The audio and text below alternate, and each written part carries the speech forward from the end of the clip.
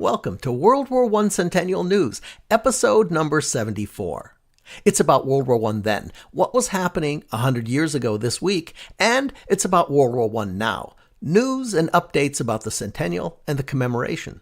This week, Dr. Edward Lengel, Katherine Akey and I sit down for our June 1918 preview roundtable. Mike Shuster updates us on the fact that it's not all quiet on the Western Front. Tanveer Kalo tells us about American immigrants from East India and their World War I experience. Nancy Heingartner shares the story of her great-grandfather, the U.S. consul in Liège, Belgium, in World War I. Susan Wefald tells us about the 100 Cities, 100 Memorials project in Bismarck, North Dakota. Katherine Akey with the commemoration of World War I in social media. And a whole lot more on World War I Centennial News, a weekly podcast brought to you by the U.S. World War I Centennial Commission, the Pritzker Military Museum and Library, and the Starr Foundation. I'm Theo, the Chief Technologist for the Commission and your host. Welcome to the podcast.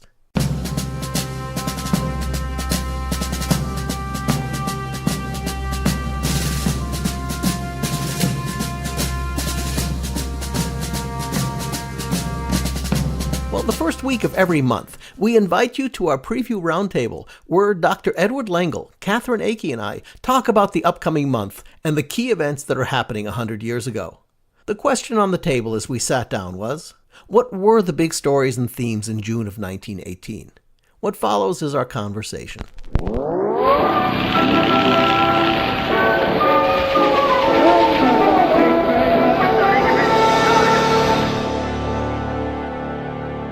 What's the main theme, Ed? The main theme is combat. American forces enter combat on a large scale for the first time. They come in at the end of the German offensive of May 27th along the Chemin de Dam, initially for the 2nd and 3rd divisions to stem the German tide, which the Americans imagine is aimed at Paris. The 3rd division rolls in along the Marne River. The 2nd division comes in next door. And the 3rd Division is involved in the initial defense, and the 2nd Division starts hitting back at Belleau Wood. The German offensive, thanks largely to French defensive operations with some support from the Americans, rolls to a halt. Then you begin to see through June, as combat continues at Belleau Wood and Hill 204, Army units begin to be moved into the front lines in small pockets. Sometimes in company strength, battalion strength, regiment strength, sometimes on a larger scale, not just to occupy the trenches for a short period of time, but now actually to get involved in offensive operations and combat. And you see for the first time French officers are actually instructing the Americans in the line on how to fight. And then toward the end of June, offensive operations really begin in earnest with operations around Vaux and in other places. You'll now see American divisions moving into the field, not just by 1s and 2s, but by 3s, 4s, and 5s, and eventually even in corps strength. Katherine, what are some of the other themes that struck you for this month? I would just add to what Ed said. We are seeing this pattern of the German offensive continuing. The 3rd offensive ends on the 6th. That's the one that started at the end of May. It does get really close to Paris, really close to Paris. They're within 35 miles of Paris. Civilians are fleeing the city. The French government is packing up and drawing up its plans to evacuate to Bordeaux.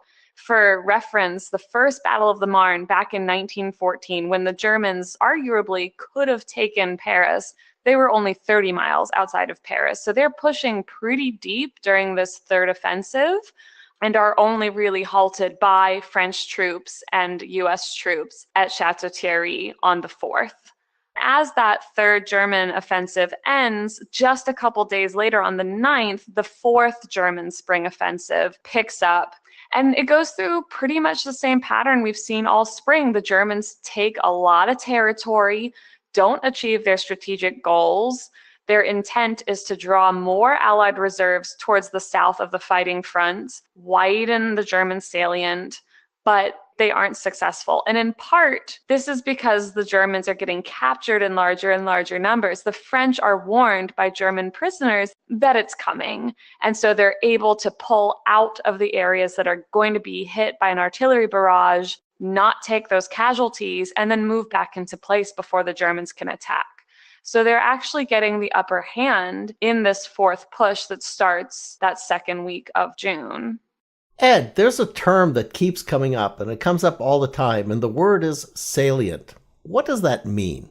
A salient is a piece of territory projecting into the lines. So in other words, if it's a piece of German-held territory that juts out into French and American lines like a thumb, a salient is something that potentially is very vulnerable. It can be attacked on multiple sides, preferably at the base, and cut off. But also, if it's held strongly, it can be very dangerous. It can be like the thin edge of a knife sticking toward your heart. Salients are something that armies fight over. When you're looking for a place to attack from or to attack, you go to a salient. I think the most famous example for Americans would be, of course, the Battle of the Bulge, right? Right. Yeah. Great example. Is that a physical geographic thing or just an enemy position thing? Often it is defined by geography and the idea that topography is fate in war. Sometimes, for example, rivers or mountains or other points of topography can help to define what constitutes a salient. Now, for example, the Germans in 1916 launched a major attack against the French fortress of Verdun, and they were able to push the French back on either side of Verdun, but not actually to capture Verdun itself. And the result of that was that you have three salients. You have one French salient in the middle poking into the German lines at Verdun, and you have two German salients poking into the French lines on either side of Verdun. The northern one of those salients would become called the Saint-Mihiel salient, and American forces would attack that in September in a major battle. Great explanation. Thank you. So in the meantime, that's what's happening on the ground. Anything particular happening on the water this month? More and more transport ships and munitions vessels are being sunk by U-boats. That's just continuing at a pretty rapid pace, and that doesn't let up until the war comes to a close. There are a lot of ships that get sunk pretty consistently over the course of the summer. And another thing that's pretty important is that the Allied blockade of Germany is really beginning to tell on German civilians. Because despite these sinkings, and you're absolutely right, Catherine, despite the high level of sinkings of transport ships, munitions ships, and the rest, the British Royal Navy continues to maintain a stranglehold over the German coast. German civilians are really starting to feel the pinch now by the summer, and it's approaching starvation level. Mm-hmm. Are there other international fronts, not just the Western Front? Because it's been brought up by some of our guests that we tend to think of World War I as a Western Front war, but it's really happening all over. Anything happening in other areas of the world that are significant this month? Oh, goodness. So much. We forget that Russia's technically not in the war anymore, but Russia is having a just complete meltdown and a long running civil war between the Red and the White armies, and Finland's involved, and the Caucasus is involved, and Crimea is involved, and there's just a lot happening in Eastern Europe. This month in June, the Ottoman Empire signs a treaty with the Caucasus region, basically ending most of the fighting there.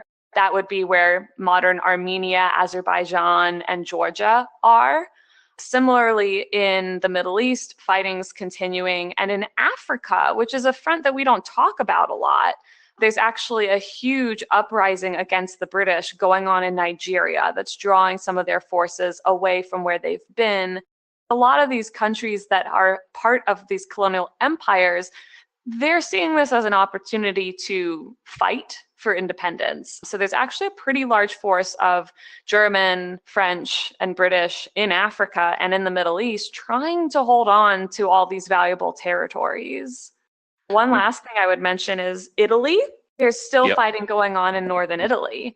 And in fact, in June, on the 15th, there's a huge battle that starts up, the Battle of the Piave River, where the Austro-Hungarians launch an attack that's terribly ill-timed because they're trying to fight along this river. There's a huge spring thaw starting in June. They're pretty high up in altitude, so spring's a bit later in the year.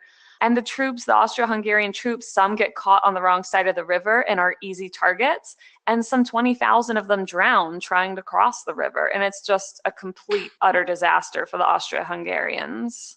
This is a point when the so-called Easterners come to the fore in the Allied camp. These are people who had been arguing from the beginning that the war could not be won on the Western Front and that the proper way to defeat Germany was to drive up through the Balkans, through Bulgaria and Serbia and into the Austro-Hungarian Empire. And as the Balkan regimes, particularly Bulgaria and Austria-Hungary, begin to collapse and the Ottoman Empire is close to collapse, there are loud calls in the Allied camp to pull forces away from the Western Front and move them over into the Balkans and to drive up there. You can only imagine what would have happened if that had taken place.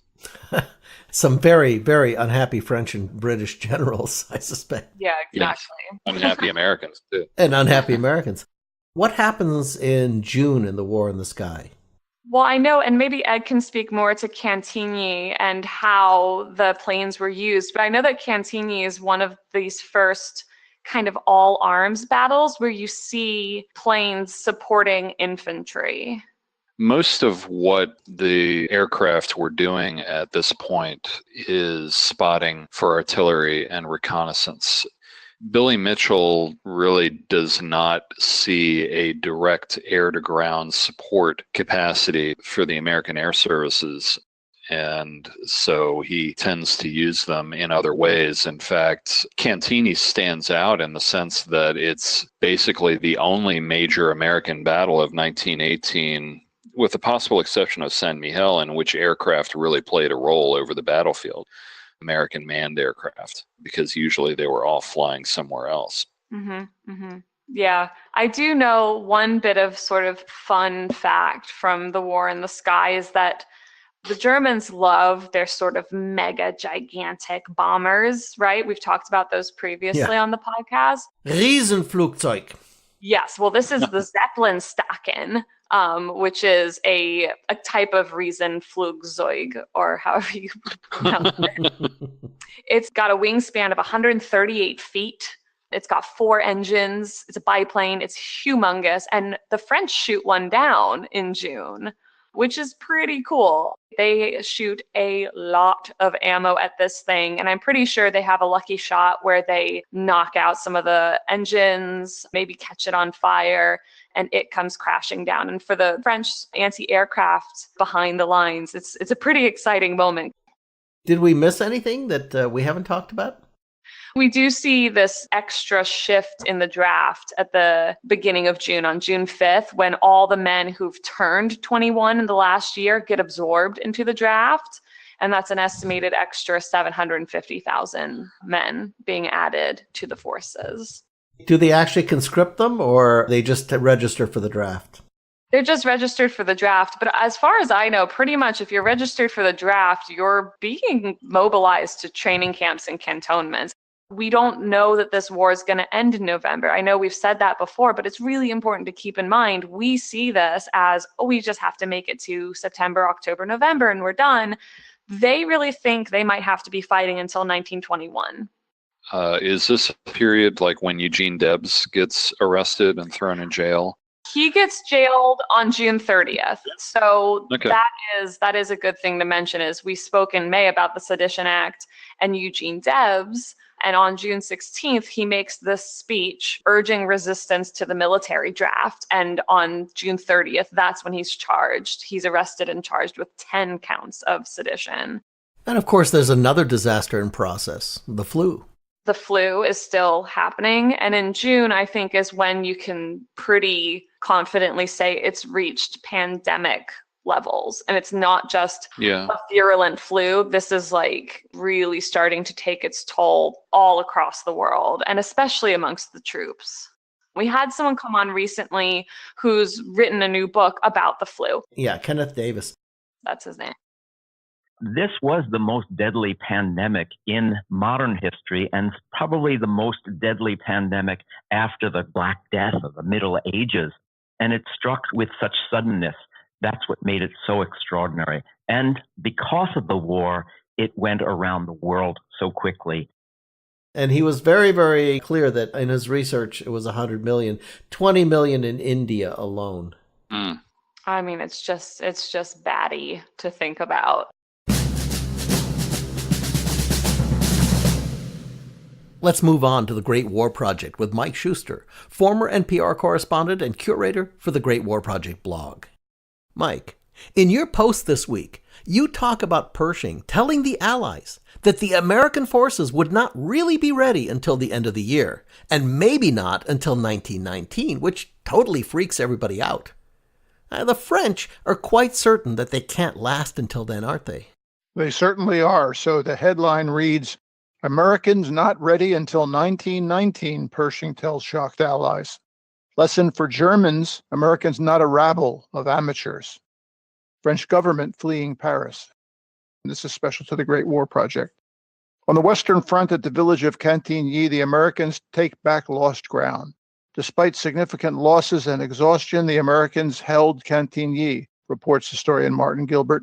It gives General John J. Pershing a further argument for an independent United States command.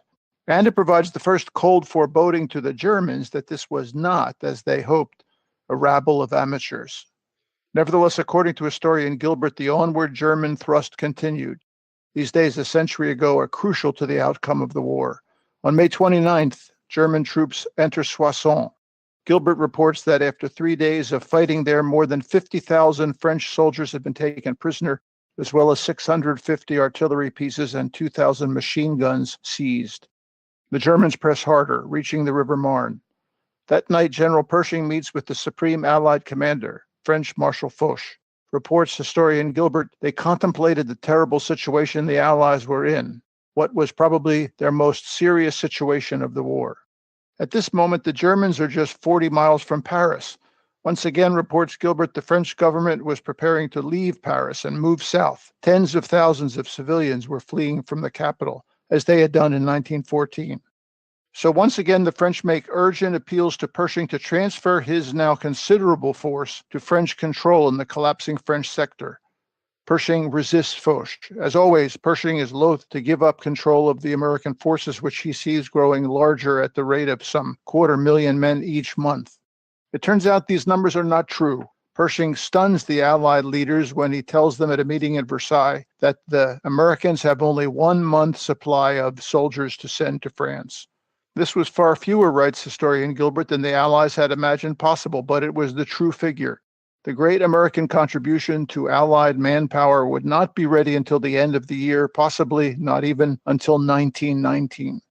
The French Prime Minister, Georges Clemenceau, remarked acidly, "That is a great disappointment." Clemenceau urges that new American troops be trained in France, not in the United States. Men learned quicker in France, he says. Pershing stubbornly answers, "I would not surrender my prerogatives in this matter." But for the Germans, the threat of an American army gathers like a thundercloud, a German officer writes in his diary, and every week brings that threat closer. The brief window of opportunity for a decisive German victory was starting to close. Indeed, as the Americans rush to block the Germans at the River Marne in northern France, they are helped by the Germans' own exhaustion, reports historian Gilbert, at the end of a 6-day struggle and by the great distance created by the German advance. Writes one French officer, "We all had the impression that we were about to see a wonderful transfusion of blood. Life was coming in floods to reanimate the dying body of France." And that's the news from the Great War Project for these days, a century ago. Mike Shuster, curator for the Great War Project blog. The link to his post is in the podcast notes. And that's what was happening 100 years ago. But now it's time to fast forward into the present with World War I Centennial News Now.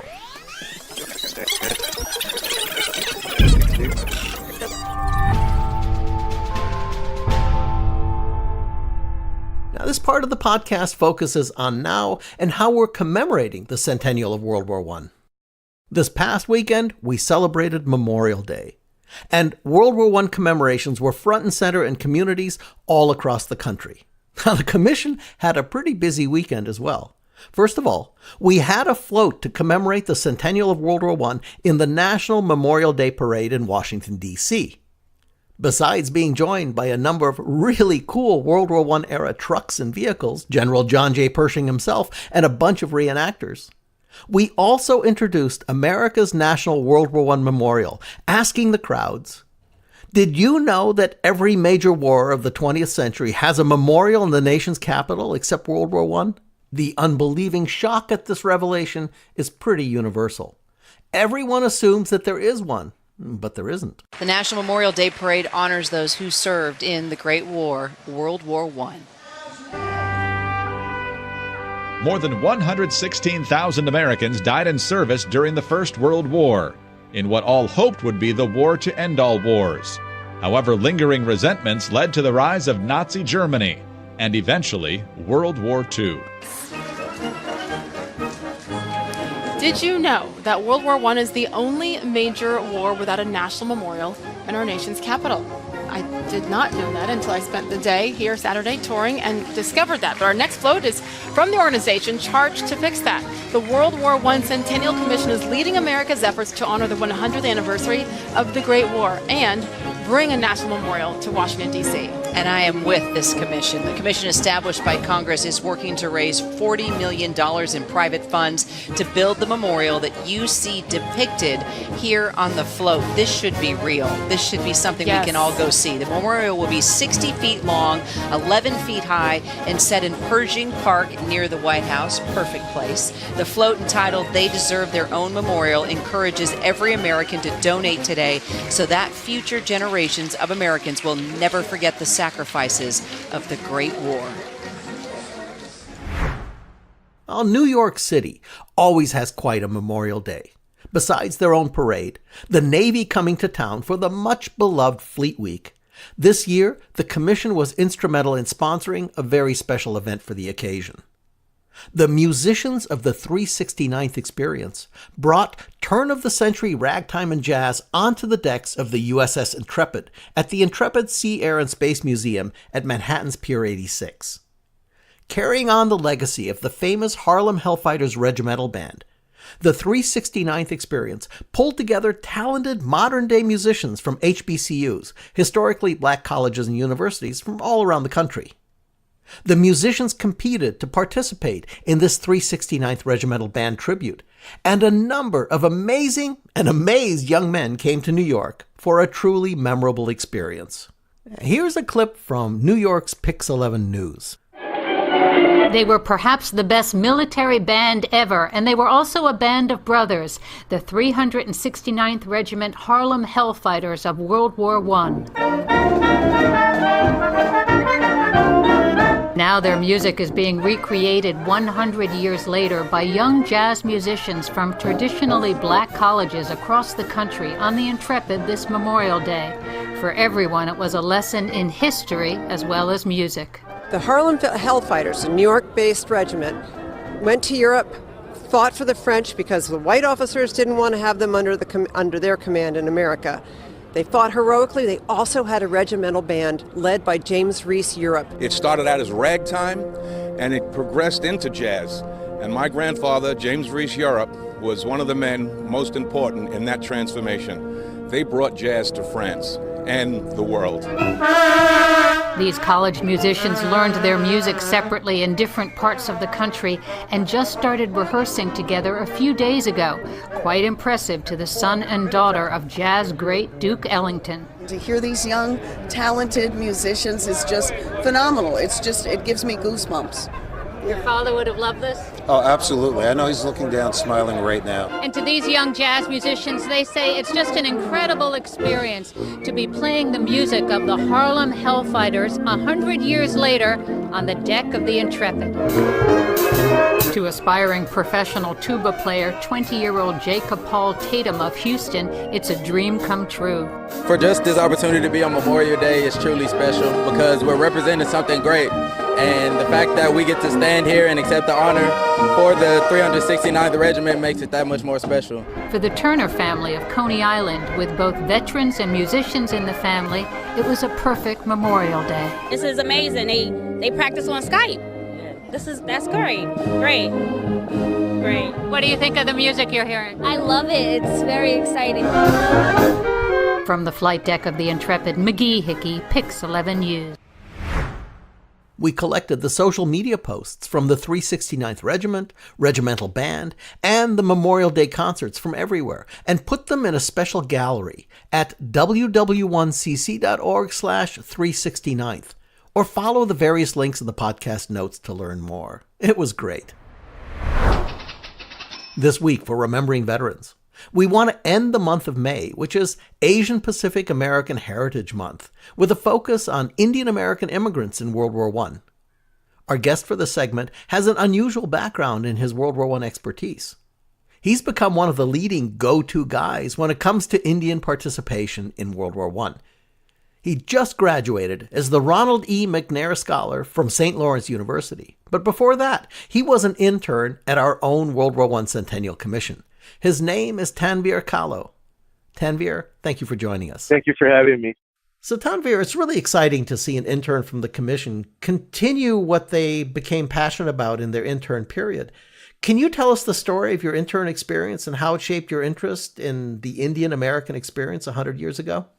So my supervisor when I was at the commission was Chris Christopher, and he was looking for content for the commission's website, and we had a discussion. And I briefly mentioned that I knew of an Indian soldier that served in the U.S. military during World War I, Dr. Bhagat Singh Thind. And Chris Christopher was really excited and said, "We'll find more information." As I continued my research on him, I came across the South Asian American Digital Archive, which had 6 photographs of Indian Americans that were serving the U.S. military during World War I. And just use AncestryInstitution.com to explore their military services and their lives, and created this whole original historical database for the commission. When you interned, you helped a journalist named Suruchi Mohan put together one of the publishing partner websites called Vande Mataram, and it's dedicated to the Indian American experience in World War I. How did that come about, and did she find you or did you find her? So we were connected through Chris Christopher, and we exchanged conversations, and we thought our research worked really well together. One talking about the military service of Indian Americans, and the other talking about independence activities of the community on the West Coast for the most part. It was really well-rounded research and just focusing on Indian participation during World War I. A great experience of having the chance to meet with her and work with her. The website's called Vande Mataram. What does that mean? It comes from a poem from, I believe, the 18th century or later, and has become a slogan for Indian independence, and especially during the 20th century under people like Gandhi and so forth. Almost like a rallying call for independence. The site features a story of the Hindu conspiracy. Can you give us an overview of that incident?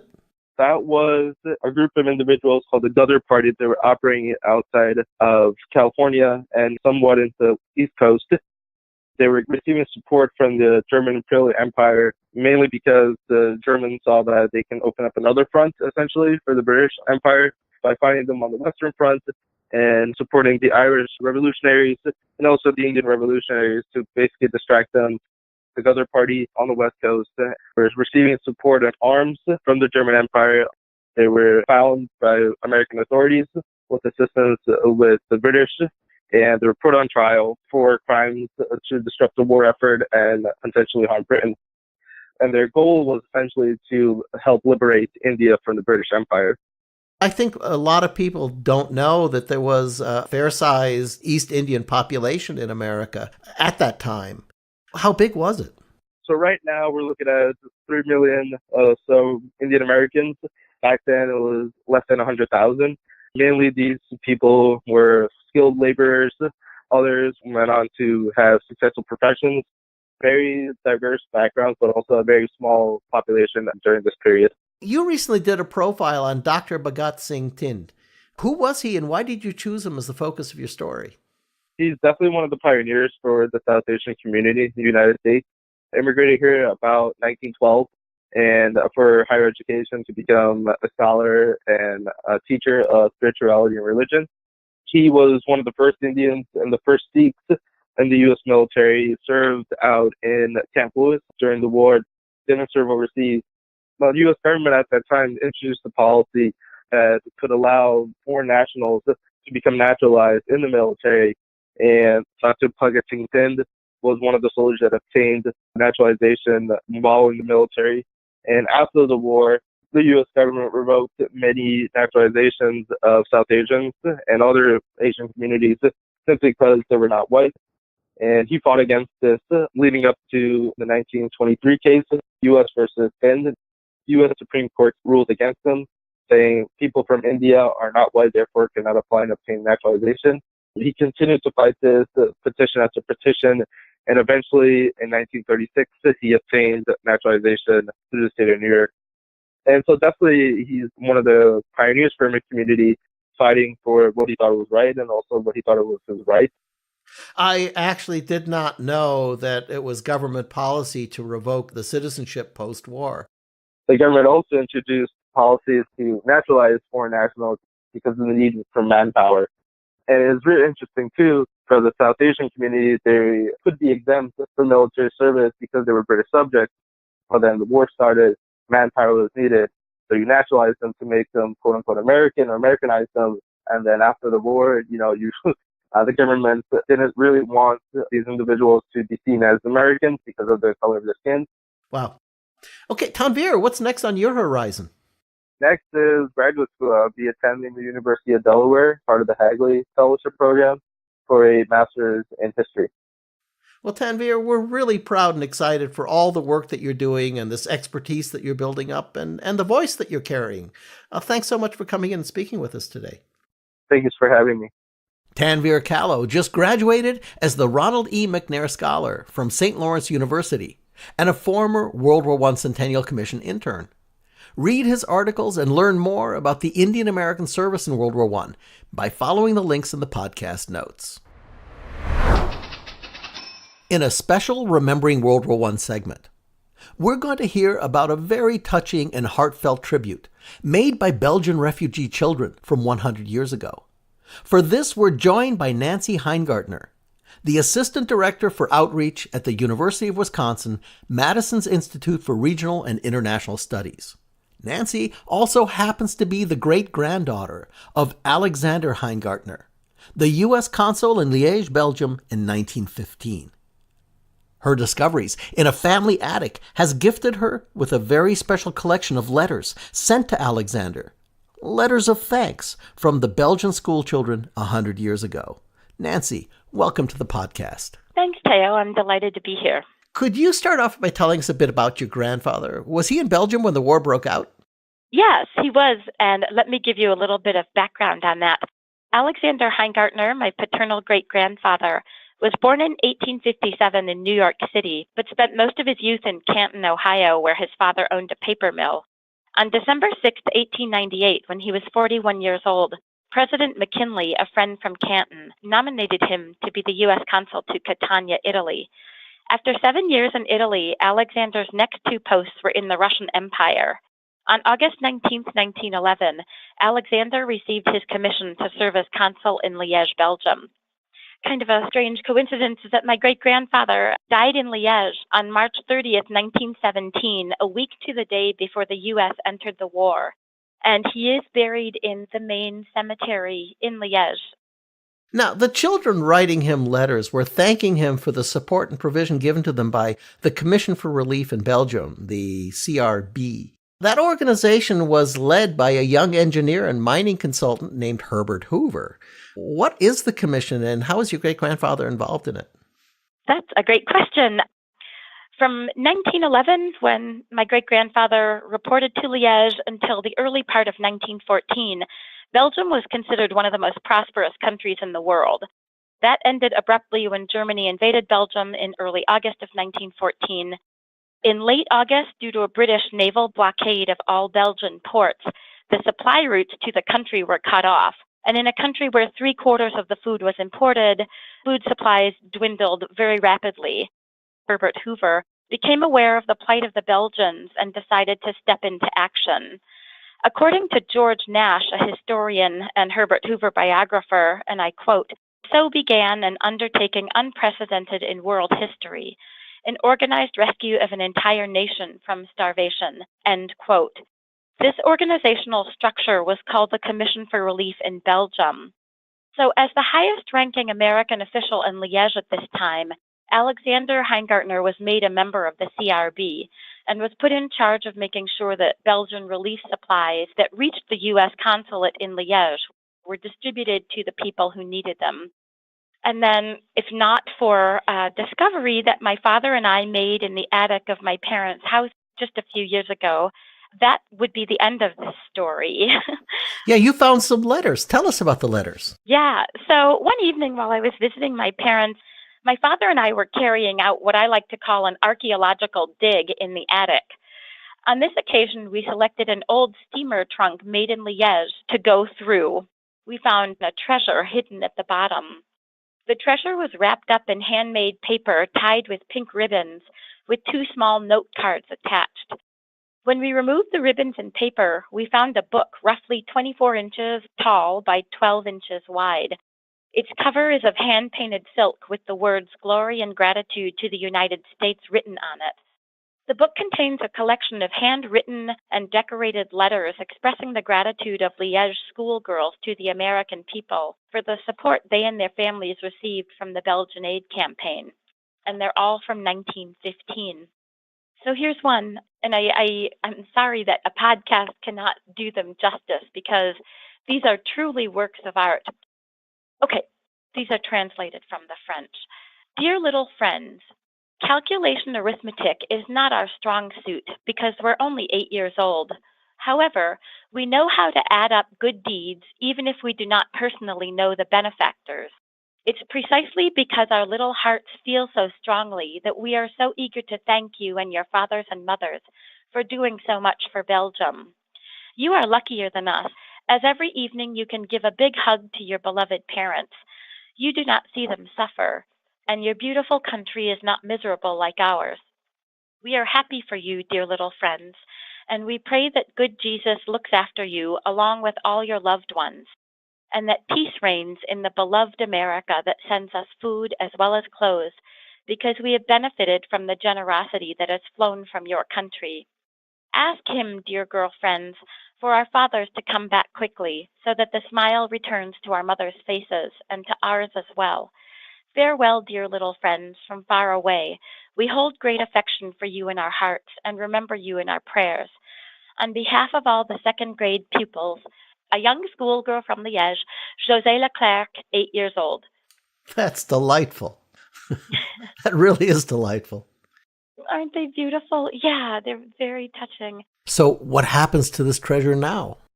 That's a great question. You know, since I discovered the letters, I brought them to the attention of the Belgian embassy in the U.S.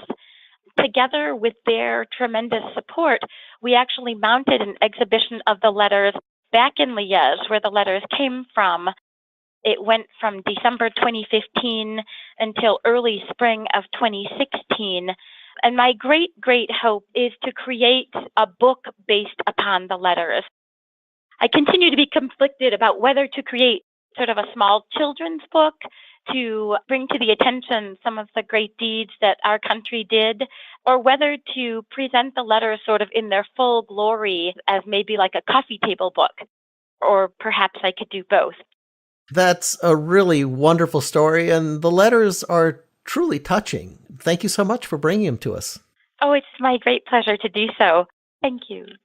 Nancy Heingartner is the Assistant Director for Outreach at the University of Wisconsin Madison's Institute for Regional and International Studies. Learn more about her discoveries by following the links in the podcast notes. Moving on to our 100 Cities, 100 Memorials segment about the $200,000 matching grant challenge to rescue and focus on local World War I memorials. This week, we're profiling a project from Bismarck, North Dakota. It's the capital city of North Dakota, located on the bluffs of the Missouri River. With us to tell us more about the World War I Memorial Building Project is Susan Wefald. vice chair of the North Dakota World War I Centennial Committee, an active volunteer, and a retired elected state official. Susan, welcome to the show. Thank you very much, Theo. Happy to be with you today. Your project involves a World War I memorial building rather than a statue or a monument. What made your community decide to build a World War I memorial building in 1929? Well, after World War I, General John Pershing, who of course was commander of the American Expeditionary Forces, he encouraged living memorials, public facilities that could serve citizens and honor those who had served in the Great World War. North Dakotans embraced this idea and built 23 public buildings dedicated to World War I veterans, more than any other state except California. Money was tight in the 1920s and 1930s in North Dakota, but people approved special taxes for these World War memorial buildings in commemoration of the people of their county who rendered services during the Great World War. Well, Susan, actually, I just realized you built this literally when the economy crashed in 29. That must have been tough. That's exactly right. And it was amazing that the people put forward their dollars for this special purpose of building a memorial building, which cost, of course, a lot more than a monument would have. Well, now, in its early years, the building housed the state legislature for a time. How did that come about? Well, the Capitol burned down in December of 1930. The memorial building was to be dedicated in January of 1931. The legislators moved in immediately. How long did they legislate from that building? The session in North Dakota only lasts for 4 months, and in that time, sessions only lasted for 3 months every other year. So by the time the state capitol was rebuilt, was in 1934, legislature occupied the World War I Memorial Building for several months every other year until 1934. Well, so you are clearly the spearhead for the restoration effort on the building. How did you get involved? I've been researching World War I monuments and memorials in North Dakota for 3 years. I started in January 2015 when I saw an article in Preservation magazine asking for people to start to do research on their memorials and monuments in their states. I called and I asked whether anyone was doing North Dakota, and the person I spoke to said, no, we don't have anyone doing North Dakota. So I got busy on that. I love a project where I can do some detective work, and I called small towns, read old books, talked to people, looked at old pictures, and found over 40 monuments and memorials here in North Dakota. And probably most of them hiding in plain sight. I mean, that's what we've discovered from the whole 100 Cities, 100 Memorials project, is that people have been walking by these things their whole life and going, oh, really, it's a World War I memorial. Right. And for example, this particular building is called the World War Memorial Building, and it doesn't say World War I. So I think many people in our community may have thought that it was from World War II, but it actually was a World War I memorial. And many of those were built in North Dakota in the 1930s, and that was quite a few years after the war. But it was because there was federal assistance also available to help those communities build those buildings, along with the local community funds that were raised. Well, and you bring up a good point. Until World War II happened, nobody knew that there would be a World War I and a World War II, so they called it the World War. I was looking for monuments, memorials dedicated between the years 1918 and 1940. We found that in North Dakota, what appears to be the very first monument dedicated to local war dead in the United States. That's up in Minot, North Dakota. It was in excellent condition, so it didn't need any additional work on it. So we couldn't nominate that one for this particular recognition, but it certainly is a very special memorial to have in our state. What stage is the project at now? This particular project was a lobby restoration project, and the project now is completed. They put in a new service station in the lobby. They also repolished the floors and did some painting in the lobby so that it would be more presentable as people go into the building. There's a lot of traffic going into the building these days for the gymnasium that has been in place for years. Are you going to be rededicating it? I'm talking to the people at the Parks and Recreation District office today about that effort, and I anticipate that'll happen this summer. Excellent. Well, Susan, thank you for coming in and telling us about the project. You're welcome. Thanks for having me.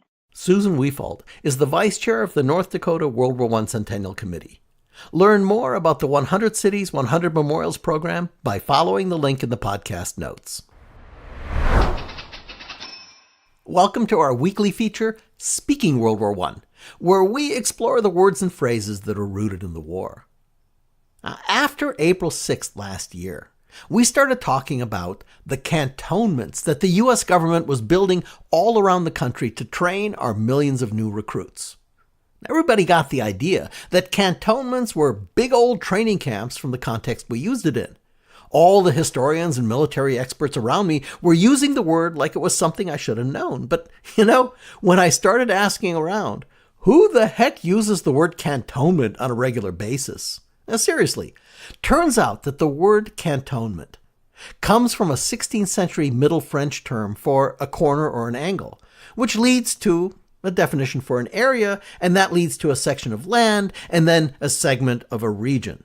By 1917, cantonment was the name for a permanent military camp or garrison.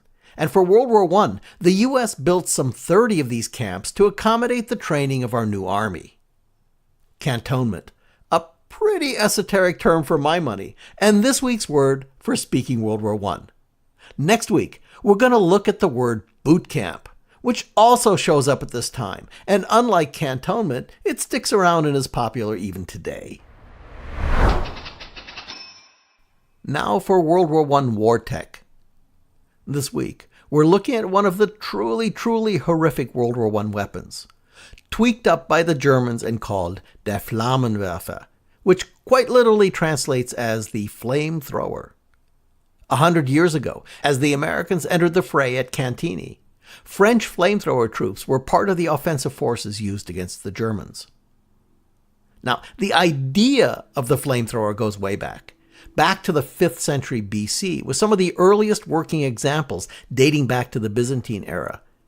Centuries later, by the 1st century AD, hand-pumped flamethrowers on board ships were being used and known as Greek fire.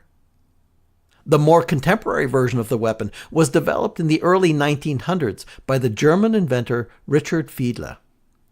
Now there's two types, the Kleinflammenwerfer and the Großflammenwerfer, which, appropriate to the very literal nature of the German language, means the small flamethrower and the big flamethrower. The small ones were one-man portable backpack devices, and the large ones were three-man, big hose, big pressure, long-throw monsters. Although it was initially placed into the German arsenal in 1911, the flamethrower wasn't used extensively until the summer of 1915. The shock and the fear and the terror caused by the cascading sheets of fire led to quite a panic among the defenders. It's a genuinely horribly grisly weapon. And like so many of the other devastations of World War I, the Allies quickly began developing their own flamethrowing machines. Meanwhile, flamethrower operators typically don't live very long. The first threat is not from the enemy, but from the potentially fatal malfunction of the weapon. After all, with the portable ones, you're essentially carrying around an explosive backpack with a lit fuse. Now with the big ones, it's just sort of nutty to squirt huge quantities of flammable liquid out of a nozzle and then light it on fire. Enemy gunfire is a pretty big threat too. That nicely lit up guy with the flame stick, he's just a natural target to shoot at first. The FlammenWerfer, another genuinely horrific World War I weapon, and this week's subject for World War I War Tech. Learn more by following the link in the podcast notes.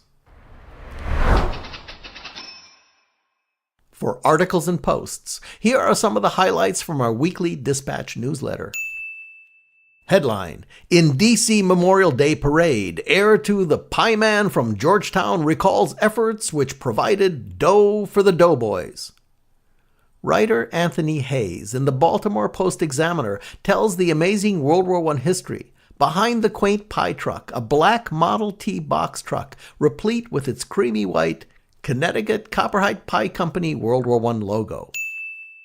Headline: Politico article offers in-depth look at current status of new National World War I Memorial at Pershing Park in Washington, D.C. Politico published a broad-ranging and insightful article on May 28th that takes a hard look at the obstacles facing the progress of the new National World War I Memorial at Pershing Park in Washington, D.C., and the opportunities which may emerge from moving forward on the project in the coming months. Headline: Louder Milk Book aims to shine the light of awareness of World War I for next generation. Upon receiving the diary of his grandfather, a World War I veteran, writer and photographer Jeffrey Loudermilk was inspired to honor his grandfather's memory by taking the same journey across Europe. Learn more about his book, Honoring the Doughboys, Following My Grandfather's World War I Diary. Headline: There but Not There. Silhouettes honor World War I fallen and support military charities. A new nationwide campaign to commemorate the centennial of World War I and raise funds for military charities was launched across the United States this week. Read the article titled, There but Not There. Headline: This week in the Wright blog, I Never Saw Him Drowning, Great Uncle Charlie and the Great War. Philippe Maitre tells the story of his great uncle Charlie, his veteran father, and his own exploration of war through writing and poetry in the Wright blog. Finally, our selection from the official online Centennial merchandise store. This week we're featuring the Centennial key tag inscribed with the slogan, Nothing Can Stop These Men. Inspired by an original World War I poster, this quality key tag features the dramatic image of a bayonet advance on the enemy with the United States flag in the upper corner. I have to admit, I've been carrying one of these in my pocket for 3 years and it still looks awesome. It's got a great heft to it. And you can get yours in our official merchandise store by following the links in our weekly newsletter, The Dispatch. And you can subscribe to The Dispatch by going to ww1cc.org/subscribe. Or follow the link in the podcast notes. And that brings us to the buzz, the centennial of World War I this week in social media with Katherine Akey. Katherine, what are this week's picks? We have so many photo albums, links, and articles to share with everyone from Memorial Day weekend. In the podcast notes, you'll find photos and reports from the American Battle Monuments Commission and the U.S. Army Center of Military History, both of whom participated in the grand opening ceremony of the new Visitors Center at the American Monument in Château-Thierry, France, on Sunday, May 27th. You'll also find links to videos of the Memorial Day commemorations at the Lafayette Escadrille Memorial and a video of World War I Centennial Commissioner Monique Seefried speaking from the fields of the Meuse-Argonne. There's also an article from NPR about the temporary Poppy Memorial set up on the National Mall in D.C. over the weekend. 645,000 synthetic flowers, one for each American killed in an international conflict since the start of World War I, pressed against acrylic panels and backlit. Finally, the team behind the film, Sergeant Stubby and American Hero, have teamed up with the American Legion to bring the film to communities across the country. Fun Academy Motion Pictures is offering American Legion posts nationwide opportunities to screen the animated film beginning Memorial Day weekend and continuing through Veterans Day in November, with the help of veterans outreach nonprofit vetflix.org. Read more about it and how to organize a screening at your local American Legion post by following the link in the podcast notes. That's it this week for The Buzz. And that wraps up the last week of May for World War I Centennial News. Thank you so much for joining us. We also want to thank our guests, Mike Shuster, curator for the Great War Project blog, Dr. Edward Lengel, military historian and author, Tanveer Kalo, a quickly developing expert on Indians in World War I and a former Centennial Commission intern, Nancy Heingartner, educator and custodian of a great century-old collection of thank you letters from Belgian students, Susan Wefald, vice chair of the North Dakota World War I Centennial Committee, Katherine Akey, World War I photography specialist and line producer for the podcast. And many thanks to Mac Nelson, our hard-working sound editor, who makes us all sound like we never make mistakes. And of course, I never do. I'm Theo Mayer, your host.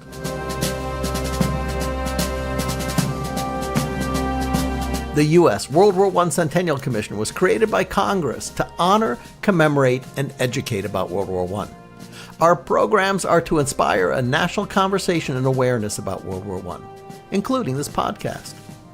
We're bringing the lessons of 100 years ago into today's classrooms. We're helping to restore World War I memorials in communities of all sizes around the country. And of course, we're building America's National World War I Memorial in Washington, D.C.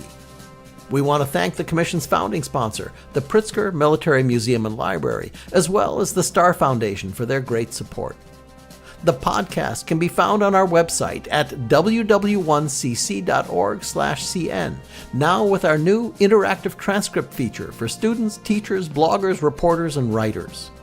You can also access the World War I Centennial News podcast on iTunes, Google Play, TuneIn, Podbean, Stitcher Radio on Demand, Spotify, using your smart speaker by saying, "Play WW1 Centennial News podcast." And it's also now available on YouTube. Just search for our WW1 Centennial YouTube channel. Our Twitter and Instagram handles are both at WW1CC, and we're on Facebook at WW1 Centennial. We want to thank you for joining us, and don't forget to share the stories that you're hearing here today about the war that changed the world.